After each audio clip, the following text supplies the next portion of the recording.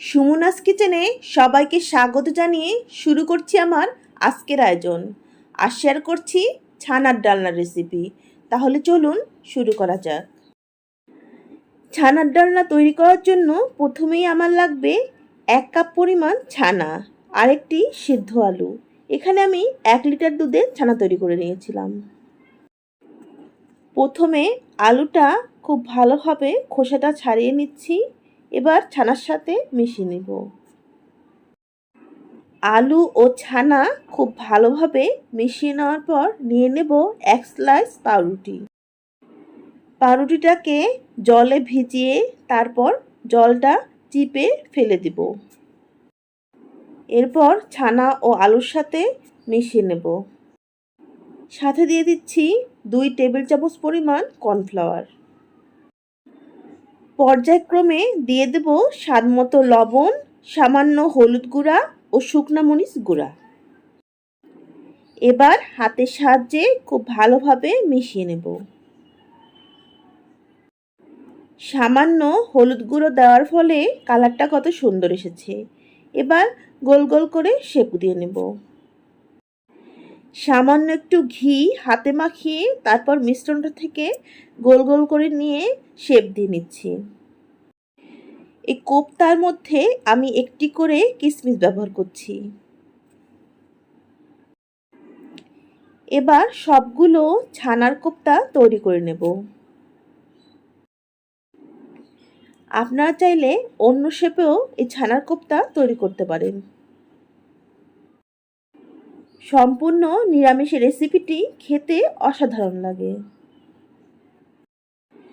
মাছ মাংস খেতে না ইচ্ছা করলে খুব সহজেই তৈরি করে নিতে পারেন এই ছানার ডালনা রেসিপিটি। আপনাদের সাথে গল্প করতে করতে সবগুলো ছানার কোপ্তা তৈরি করে নিলাম। দেখুন ঠিক এই রকম হয়েছে। এবার চুলাতে একটি কড়াই বসিয়ে তাতে দিয়ে দিচ্ছি 4 টেবিল চামচ পরিমাণ সয়াবিন তেল। এবার তেলের মধ্যে দিয়ে দিচ্ছি ছানার কোপ্তা। একটি একটি করে 4টি ছানার কোপ্তা তেলের মধ্যে দিয়ে দিলাম। এবার উল্টে পাল্টে গোল্ডেন ব্রাউন করে ভেজে নেব।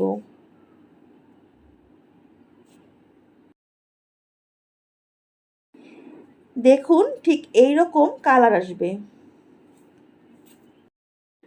উল্টে পাল্টে ছানার কোপ্তাগুলো ভেজে নেওয়ার পর তেল ছেঁকে উঠিয়ে নেব।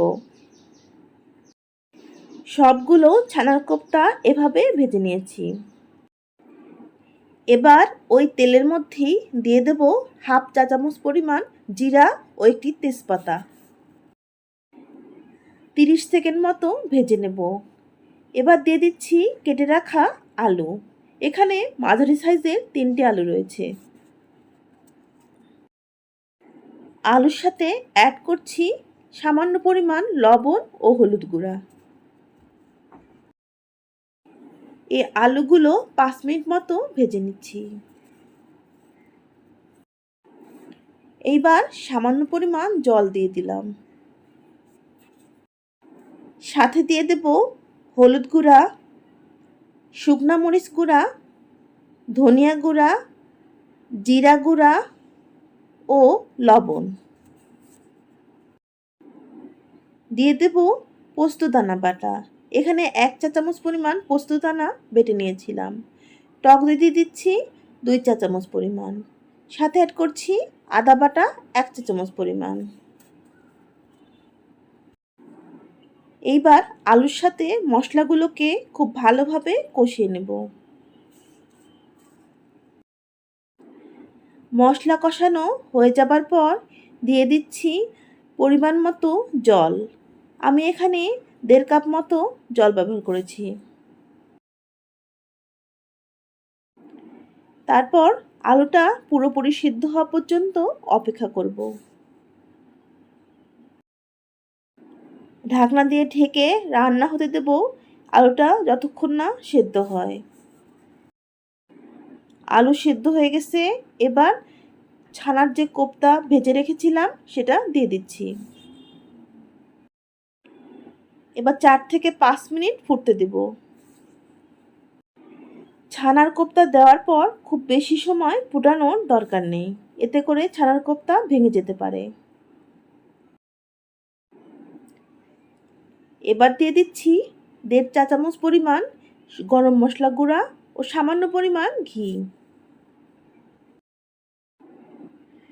ব্যাস তৈরি হয়ে গেল ভীষণ মজাদার ছানার কোপ্তাকারি রেসিপি। ভালো লাগলে রেসিপিটা বাড়িতে অবশ্যই একদিন তৈরি করে খাবেন।